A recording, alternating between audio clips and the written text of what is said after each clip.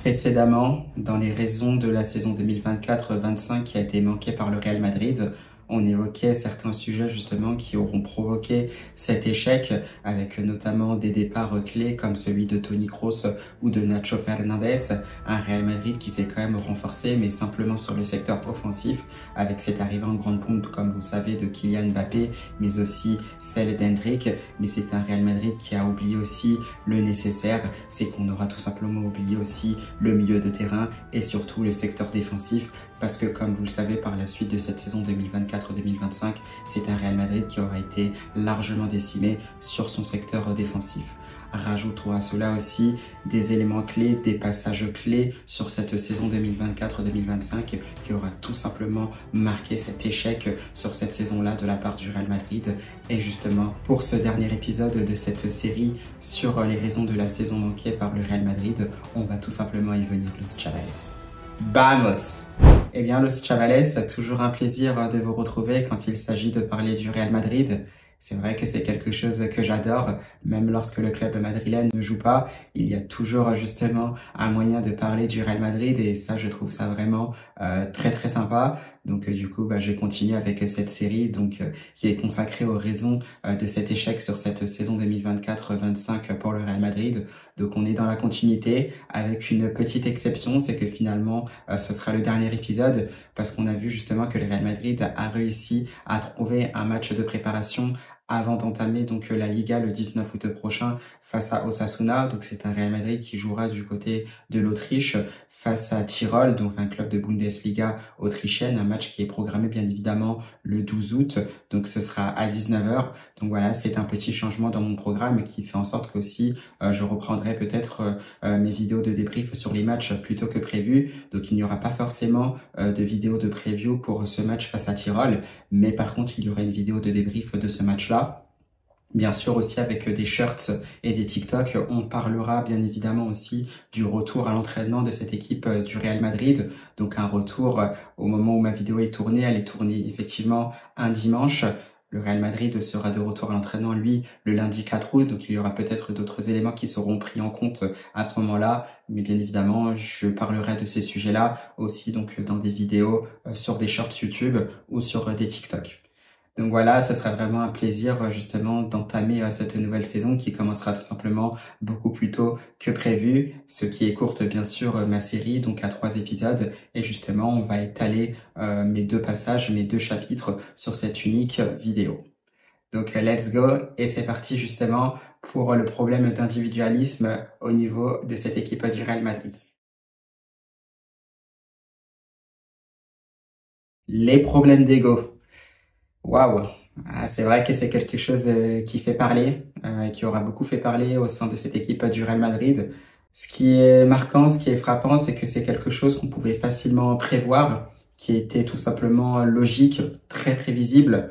On l'a vu notamment, il y avait déjà des rumeurs, il y avait déjà des avis au moment où Kylian Mbappé avait rejoint cette équipe du Real Madrid. Bien sûr, on ne parle pas forcément dans le jeu au niveau des qualités de chaque joueur, mais plus en tant que ego, et c'est quelque chose qu'on aura vu aussi déjà dès les premiers matchs de cette saison-là, donc 2024-2025, si effectivement tout s'est bien passé face à des équipes comme l'Atalanta, donc notamment pour cette Super Coupe d'Europe où le Real Madrid s'est imposé 2-0, on avait vu que c'était vraiment tout beau, tout rose, on avait vu aussi des belles actions de la part de cette équipe madrilène, mais par contre c'est vrai qu'il y avait eu des errements aussi défensifs, un Real Madrid qui paraissait déjà beaucoup plus déséquilibré, et c'est vrai que dans un premier temps, on n'est pas resté là-dessus, mais bon, c'était le premier match, il n'y avait pas forcément grand-chose qui ressortait. Puis après, comme vous le savez, il y a bien évidemment eu ce match face à Mallorca pour lancer cette Liga 2024-2025. Un Real Madrid aussi très très attendu parce que c'est le champion d'Espagne en titre, c'est le champion d'Europe en titre. On a tous les joueurs, on a Vini, on a Bellingham, Rodrigo Goes, Fede Valverde là également, on avait les Rudiger, les Camavinga, ils étaient vraiment tous présents. Rajouter à cela une superstar comme Kylian Mbappé, eh bien ça fait du Real Madrid tout simplement l'équipe à battre. On l'avait tout de suite vu face à une équipe de Mallorca qui était vraiment très très motivée. Ça on le sait déjà parce que toutes les équipes souhaitent battre le Real Madrid, encore plus aussi dans le championnat espagnol, mais aussi en Champions League. Et ça c'est un Real Madrid qui s'est fait tout de suite rentrer dedans. Même si c'est vrai qu'ils ont réussi à répondre du tac au tac avec des actions de grande classe comme ce but de Rodrigo Goes où tous les joueurs auront tout simplement participé. Mais c'est vrai que le problème au niveau de l'individualisme ne commençait pas là. Ça commençait notamment aussi avec ce qu'on pouvait voir au niveau des rumeurs qui étaient données par la presse. On parlait tout simplement d'un trio Bellingham, Vini et Mbappé. Et déjà, dans un premier temps, on snobait Rodrigo Goes. On parlait déjà du fait justement que Carlo Ancelotti ne pourrait pas faire jouer les trois en même temps. Il semblerait finalement que c'est quelque chose qui se concrétise, qui prend forme, surtout quand on a vu l'arrivée du nouvel entraîneur Xabi Alonso, qui n'a pas hésité à laisser Rodrigo Goes de côté pendant ce mondial des clubs, à voir si ce sera la même chose lorsque la saison 2025-2026 commencera avec ce premier match de Liga face à Osasuna. Il y aura aussi ce match amical justement face à Tirol le 12 août, donc on aura peut-être un petit aperçu d'un potentiel 11 type de Xabi Alonso, mais toujours est-il que voilà, on sentait que c'était un Ancelotti voilà, qui pouvait s'appuyer sur un trio, du moins c'est ce que lançait la presse, et justement ça ce sont des choses que Rodrigo Goes n'a pas appréciées, et on a tout de suite vu d'ailleurs justement les premiers mots, les premiers communiqués. On avait vu notamment une story Instagram. Alors bien sûr, pour des règles de droit d'image, je mets pas cette image-là, mais on sait aussi que Rodrigo Goes parlait de ce trio Bellingham, Vini, Mbappé, mais que la presse justement avait oublié le R, donc soit le R de Rodrigo Goes, et ça, ce sont des choses qui faisaient aussi beaucoup parler, tout en sachant justement que le joueur brésilien avait tout de suite supprimé aussi cette story-là, et là tout de suite on sent évidemment qu'il y a aussi des problèmes d'ego dans cette équipe du Real Madrid. On le sent, on le voit aussi notamment avec toutes ces histoires de penalty. On sent aussi que chacun aussi voulait marquer son but. Donc voilà, c'est vraiment tout ce genre d'attitudes aussi qui ont posé problème, qui ont tout simplement pourri aussi peut-être le fonctionnement aussi, le fonctionnement dans un bon état d'esprit de cette équipe du Real Madrid. Moi, je repense aussi à certaines images. Rappelez-vous notamment quand le Real Madrid était du côté du stade de Lille en Champions League, il me semble que c'était la deuxième ou troisième journée de la phase de championnat de Champions League. C'est un Real Madrid, comme vous le savez, qui s'incline 1-0 face au LOSC. Un LOSC, bien évidemment, qui aura mérité sa victoire face à cette équipe madrilène qui était vraiment peu créatif, qui n'a quasiment rien proposé dans ce match-là. On se rappelle aussi justement que lors d'une fin de match, justement, on avait Bellingham qui se battait vraiment pour récupérer un ballon un peu plus sur le côté droit, justement, du terrain, et qu'à l'opposé, justement, on avait Vinicius Junior et Kylian Mbappé œcelés à gauche, pas concernés du tout par ce qu'il se passait sur le terrain, du moins que leur équipe avait besoin justement de réagir, d'aller chercher justement un but égalisateur face à cette équipe de Lille, et tout de suite on a cette réaction de Jude Bellingham qui est vraiment très très frustré parce que oui, on a vu ces excès d'individualisme où on sent justement qu'il y avait deux joueurs qui n'étaient pas forcément concernés par ce qu'il se passait pour leur équipe, une équipe qui avait déjà du mal à ressortir le ballon. Donc voilà, ce sont ça, vraiment ces petits excès d'individualisme aussi qui peuvent coûter très très cher dans cette équipe du Real Madrid. On a vu aussi que Carlo Ancelotti n'a pas forcément réussi à régler le problème, puisque c'est vrai, ce n'est pas forcément une critique, mais on a tendance à savoir aussi que le coach italien avait du mal aussi à fonctionner par la méritocratie, qu'il avait aussi du mal à faire ces choix-là. Résultat, on avait un Rodrigo Goes aussi qui était frustré, ça pouvait s'en ressentir aussi sur certaines actions. Je pense aussi par exemple à l'action que le Real Madrid a pu avoir notamment face à l'Atlético de Madrid en huitième de finale aller de la Champions League. Souvenez-vous, le premier but de Rodrigo Goes, bien servi par Fede Valverde. On a un Rodrigo Goes aussi qui peut faire le choix aussi de trouver un partenaire. L'idée aussi de finir cette action par lui-même est très très bonne, mais on sent aussi justement cette volonté de vouloir se montrer. La célébration parle pour elle-même, et ça justement ce sont des petites choses justement qui font que c'est très difficile, qu'on a perdu justement cette unité au sein du Real Madrid. Si on rajoute à cela aussi certains cadres qui faisaient vivre aussi cette équipe, comme des joueurs comme Nacho Fernandez ou encore Toni Kroos, Carvajal aussi était absent dû à sa rupture des ligaments croisés. C'est vrai que ce sont des choses aussi très très difficiles à gérer. Il semblerait aussi que David Alaba soit toujours là, mais ce n'est pas forcément le même poids pour l'instant dans le vestiaire qu'il pouvait avoir par le passé quand il était au top, notamment à son arrivée au Real Madrid. un Luka Modric aussi bien moins présent. On sentait aussi son départ arriver petit à petit. Donc voilà, on retrouve aussi cette équipe du Real Madrid livrée à elle-même. Un Carlo Ancelotti tout simplement qui n'avait pas forcément de relais pour faire le lien entre lui et son équipe. On n'arrivait pas à corriger ces excès d'individualisme. La direction madrienne a essayé de rappeler les joueurs à l'ordre, mais ça n'a tout simplement pas suffi et je trouve ça assez dommage. Et ça, ce qui est fort de ce Chavales, c'est que même pour démontrer tout ça, j'ai vu aussi quelques matchs du Real Madrid de cette saison en direct au Santiago Bernabéu. Donc j'ai vu le match face à l'Espagnol de Barcelona, donc c'était mon premier match au Bernabéu, c'était en septembre 2024. Il me semble que le Real Madrid d'ailleurs s'était imposé 3-1 puisque j'avais vu des buts de Vini Junior, j'ai vu aussi un but de Dani Carvajal qui avait égalisé, un but de Rodrigo Goes aussi qui était superbement servi par un extérieur du pied, vraiment fantastique de la part de Vini Junior. Donc voilà, là-dessus, le total régal. Bon, là-dessus, le Real Madrid n'était pas forcément en difficulté. Pareil aussi, en soi, contre le Deportivo Alavés, on va dire que ça allait, mis à part les relâchements, où c'est un Real Madrid qui menait, il me semble, 3-0, qui va se faire rattraper à 3-2. Heureusement, on parviendra à avoir cette victoire-là. Donc là-dessus, il n'y a pas forcément à dire. Mais c'est vraiment quand je suis revenu, donc quelques mois plus tard, donc au mois de mai, on était plus en fin de saison. Un Real Madrid, comme vous le savez, qui était déjà éliminé de la Champions League après cette défaite en double confrontation face aux Gunners d'Arsenal. On se retrouve bien sûr en championnat. Un Real Madrid qui court toujours après le titre. Donc bien devancé aussi par le FC Barcelone. C'était, il me semble, une semaine juste avant le Classico du côté de Barcelone. Et on se retrouve donc face au Celta, au Santiago Bernabéu. Voilà, ce sont des choses où ça se passe vraiment, on va dire, plutôt bien. C'est assez correct. Un Real Madrid qui mène tranquillement, voilà, qui stagne quand même, qui se repose trop sur ses lauriers. Un Celta Vigo qui va vite revenir au score. Mais voilà, sur certaines actions, on avait vu par exemple des joueurs qui s'étaient relâchés dans ce match-là. On a vu par exemple Vini qui était plutôt très très intéressant lors de la première mi-temps. Après, il s'est un peu effacé dans la deuxième. Pareil pour Kylian Mbappé, Arda Güler aussi qui s'était un peu effacé par la suite. Mais il y avait des actions par exemple où certains joueurs pouvaient décider de jouer les actions par eux-mêmes. Un ballon perdu, et là tout de suite on sent, on n'a pas cette envie justement de pouvoir se battre, de vouloir se battre justement pour son partenaire, lâcher vraiment un contre-pressing pour laisser l'équipe adverse sous pression.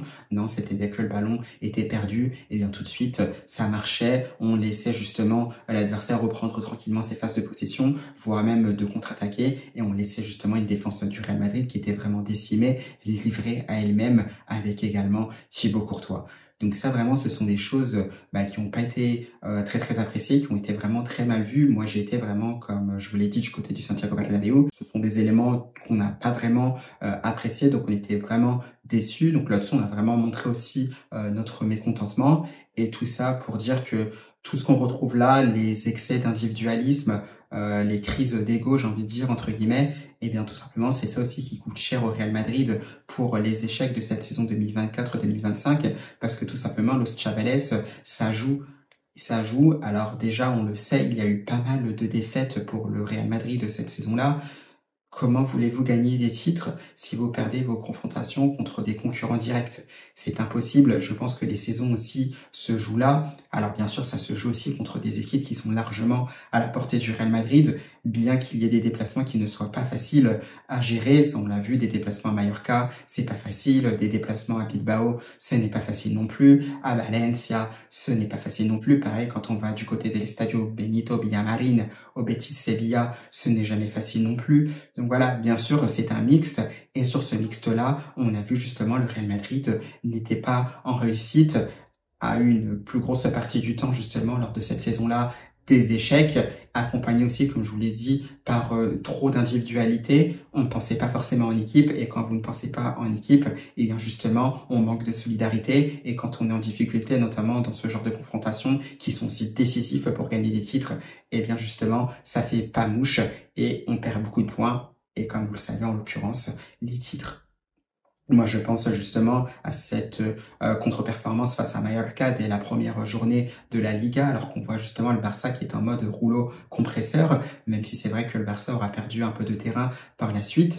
Il faut savoir aussi que l'Atlético de Madrid avait été aussi très très intéressant pendant une bonne partie de la saison. Ce sera aussi une des équipes à surveiller en Liga lors de cette saison 2025-2026. On y reviendra bien sûr, Los Chavales sur cela, se projeter sur cette Liga 2025-2026 avec notamment les trois favoris que sont le Real, le Barça et l'Atleti, mais toujours est-il que ces deux équipes-là étaient beaucoup plus concernées, il n'y avait pas d'excès d'individualisme, bon, quoique parfois sur certaines actions, notamment du côté du Barça, mais c'est vrai qu'on pensait vraiment toujours collectif, et c'est vraiment ce qui aura fait aussi la différence entre le Real Madrid et ses concurrents, comme le Barça, l'Atlético, ou par exemple le Paris Saint-Germain, Arsenal, on a vu aussi par exemple le Bayern, ou encore l'Inter Milan en Champions League.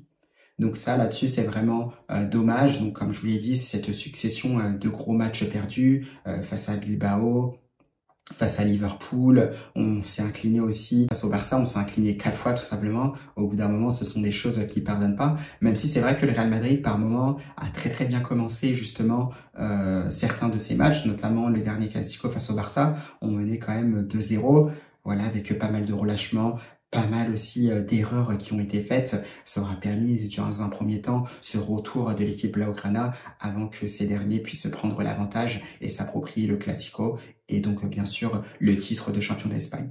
Donc bien évidemment, c'est vraiment dommage. On a eu aussi des défaites vraiment naïves, vraiment déconcertantes, comme du côté du Benito Villamarín face au Betis Sevilla. Donc vraiment des défaites aussi qui font extrêmement mal à la tête. Ou encore aussi des contre-performances, donc à savoir des matchs nuls face à Osasuna. Donc ce sont des choses où c'est vraiment difficile, ce sont des matchs, des résultats difficiles à encaisser et j'espère aussi que ce sera vraiment donneur de leçons, ce sera vraiment un apprentissage pour cette équipe du Real Madrid et aussi pour leur nouvel entraîneur Xabi Alonso qui aura certainement dû analyser tout cela et on attend tout simplement que toutes les solutions soient mises en place pour que le Real Madrid soit beaucoup plus performant lors des saisons à venir. Mais vraiment, voilà, Los Chavales, on a vu que tout simplement, eh bien, les problèmes d'individualité, si elles ne se règlent pas, ça peut être encore une fois très très compliqué pour le Real Madrid. On peut se retrouver dans une ère où le Real Madrid était un peu plus en difficulté. Je pense bien évidemment à l'époque des Galactiques où c'était également difficile, où on avait bon nombre de superbes joueurs sur le terrain, mais malheureusement ça n'aura rien donné, notamment en Champions League. Bien évidemment, on n'a pas forcément envie de le revivre, donc on espère aussi que les joueurs en sont conscients et qu'ils reviendront aussi au meilleur de leur forme, que ce soit mentalement et physiquement, et bien sûr footballistiquement parlant, pour refaire du Real Madrid ce qu'il aura toujours été, un roi d'Europe et bien sûr un roi d'Espagne. Donc voilà, Los Chavales, c'était vraiment un plaisir d'avoir fait cette série à propos du Real Madrid. Donc bien sûr, comme vous le savez, elle aura été écourtée. C'est la première fois que je lance ce concept, donc je trouve que c'était assez sympa. Alors bien sûr, comme vous pouvez le voir, il n'est pas parfaitement maîtrisé. Je sais que je peux encore faire bien sûr pas mal de progrès, rechercher beaucoup plus en détail, notamment certaines erreurs qui ont été faites, mais je trouve qu'elles ont été pas mal été ciblées. On a vu les problèmes au niveau de la direction, un problème aussi au niveau de la gestion de l'effectif, des renforts seulement sur le secteur offensif, mais pas au milieu de terrain et ni en défense.